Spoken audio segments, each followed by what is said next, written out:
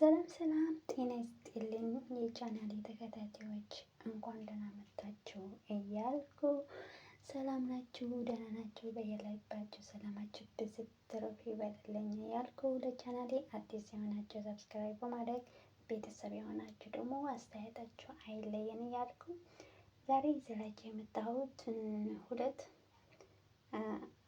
አጠር አጠር ያሉ ታሪክ ነው ይዘላችሁ የመጣሁት። አስተማሪ ለኔ ደስ እያለና እናንተም ደስ እንዲላችሁ ተስፋ አደርጋለሁ።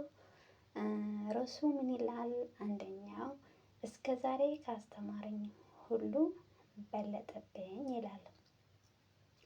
አንድ ወጣት የዩኒቨርሲቲ ተማሪ ፕሮፌሰር አስተማሪው ጋር በመናፈሻው ላይ ቁጭ ብለው ያወራሉ። አስተማሪው በተማሪዎቹን ሁሉ ይህ ተማሪ በጣም ስለሚወደው እንደ ጓደኛው አድርጎ ነው የሚወደው። ፊት ለፊታቸው ጫማውን አውልቆ የመናፈሻ ጽዶችና ሳሮች የሚያስተካክል ሰራተኛ አለ። ተማሪውን የጽዳት ሰራተኛ እያየ ለአስተማሪው ቲቸር፣ ዛሬም አንተም እኔን ደብሮናል። ለምን ያኛው ሰውየው ታሪክ አንሰራውም? ያውልቀውን ጫማ ደበቅን አድርግና ጫማዎቹ ሲያጣቸው እንዴት እንደሚያደርግ እኛም እዛ ጋ ድብቅ ብለን እንመልከተው ይለዋል።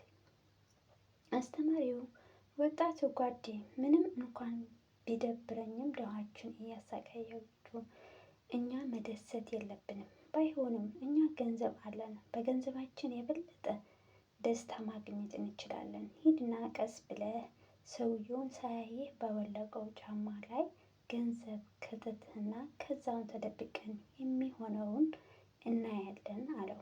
ተማሪውን አስተማሪውን እንዳለው ቀስ ብለው ሰውየው ጫማ ውስጥ በርካታ ገንዘብ ከቶ መጣ እና ከአስተማሪው ጋር ድብቅ ብሎ የሰውየው ሁኔታ መከታተል ጀመሩ። ሰውየው ጽዳትን ጨርሶ ኮትን ለብሶ ጫማውን ለማድረግ ሲታገል ይቆረቁራልና ጎንበስ ብሎ ጫማውን ሲያራግፍ ብሮችን ያገኛል። ሰውየው ደነገጠ። በዙሪያም ቢያይም ማንም የለም። ደግሞ ደጋግሞ ቀኝና ግራ ሲመለከት ምንም ሰው የለም። ሰውየው በአግራሞት አንገቱን እየነቀነቀ ገንዘብን ኪሱ ውስጥ ከተተው።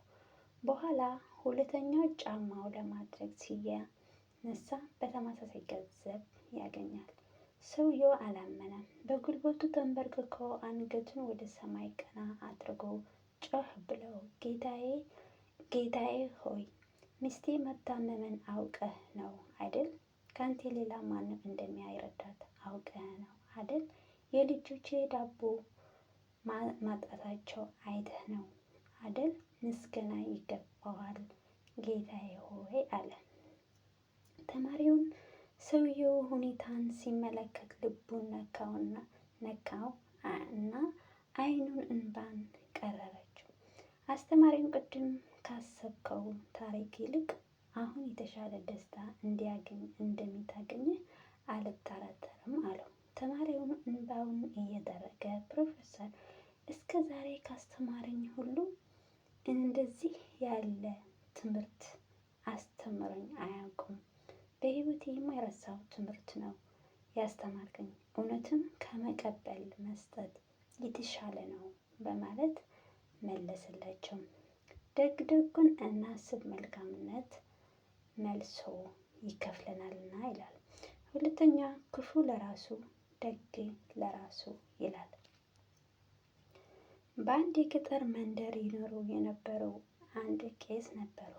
እኚህ ቄስ ዘውትር ትምህርት ሲያስተምሩ ብዙ ጊዜ ደጋግሞ የሚናገሩት ጥቅስ ነበራቸው። ይህም ክፉ ለራሱ ደግ ለራሱ የሚል ነበር። ይህንም ጥቅስ አዘውትሮ ከመናገራቸው የተነሳ የመንደሩ ሰው አባ ክፉ ለራሱ በማለት ይጠራቸው ነበሩ። በዛ መንደር ትኖር የነበረች አንድ ሴት ነበረች። እጅግ ሴት በክፋት የተሞላችና ቅንነት የጎደላት ሴት ነበረች። ብዙ ጊዜ አባ ክፉ ለራሱ ያስተማራቸው በደስታ አትቀበልም ነበር። እንዲህም አልፎ ተርፎ እኚህ አባ ክፉ ለራሱ የሚያስተምሩት ስለኔ ነው እያለች ታስብ ነበር። ከዕለታት አንድ ቀን ማህበር ድግሳ ቤቷን በእድምተኛ በእንግዳ ተሞልቶ አባ ለራሱም ግብዣ ተካፋይ ነበሩ። እሳቸው ከህዝቡ ጋር ሲበሉ ሲጠጡ ነበር። በመሀልም ተነስተው እንደ ልማዳቸው ትምህርትን ማስተማር ጀመሩ። በትምህርቱም ውስጥ ብዙ ጊዜ ልጆቼ ሆይ ክፋት በሰው ላይ አታርጉ፣ ስራ ለሰሪው እሾህ ለአጣሪው ነውና እያለ ህዝቡን በምሳሌ ያስተምሩ ነበሩ። በዛን ጊዜ እችን ሴት አሁንም እቤቴ ድረስ መጥተው ስለኔ ነው ክፋት የሚያወራ ብላ በቁጣ ተነሳች። እኚህ ቄስ መግደል አለብኝ ብላ ወጥመድ አዘጋጀች። ይህም በአገልግል ውስጥ እንጀራ በመፈትፈትና በኮዳ ጠላ በመቅዳት መርዝ ከጨመረች በኋላ ስንቅ ይሆኑታል ብላ እሰጣቸዋለሁ ብላ አሰበች። በሀሳብ ተደሰተች።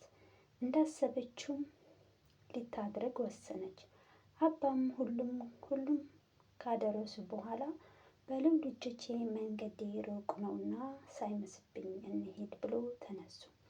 በዛም ጊዜ ያቺ ክፉ ሴት ተነስታ ያዘጋጀችው ስንቅ ይሆናል ብላ ልትሰጣቸው ስታዘጋጅ፣ እሳቸው ግን አሁን በላሁ ጠገብኩ፣ ከዚህ በላይ አያስፈልገኝም በማለት እሷ ግን በግድ አይሆንም በማለት ሰጠቻቸው። እሳቸውም እግዚአብሔር ይባርክሽ ለእኔ ደግ እንዳሰብሽ ብለው አመስግነው ጉዟቸው ወደ መንደራቸው ቀጠሉ። ብዙም እንደተጓዙ ከወዲያ ማዶ በርቀት ሁለት ሰዎች ወደ እሳቸው አቅጣጫ ሲመጡ ተመለከቱ። ሲቀርቡም ሰዎችን የሚያውቃቸው ሆነው አገኛቸው። እነዚህ ሰዎች ከብዙ ዓመታት በፊት ዘምተው የነበሩ የዛችን ክፉዋ ሴት ነበሩ። አባ ክፉ ለራሱን እያወቃቸው ስለነበረ በደስታ አቅፈው ሳማቸው። ሰዎቹም በጣም ረጅም መንገድ እንደተጓዙ እንዲሁም በረሃብና በጥም እንደተሰቃዩ ነገረቻቸው። በዛን ጊዜ አባ ክፉ ለራሱም እኔ እኮ በልቼ ጠጥቼ ጠግቤ ከእናታችሁ ቤት ነው የመጣሁት። አሁንም ቢሆንም ደጓ እናታችሁ በስንቅ ብላ የሰጠችን ምግብና መጠጥ አለ፣ የቤት እስከምትደርሱ ይሆናቸዋል በማለት የያዛቸው ምግብና መጠጥ ይሰጣቸዋል። ልጆቹም እርባቸው ስለነበረ በደስታ ተቀብለው እየተሻሙ ይበላሉ፣ መጠጥም ይጠጣሉ።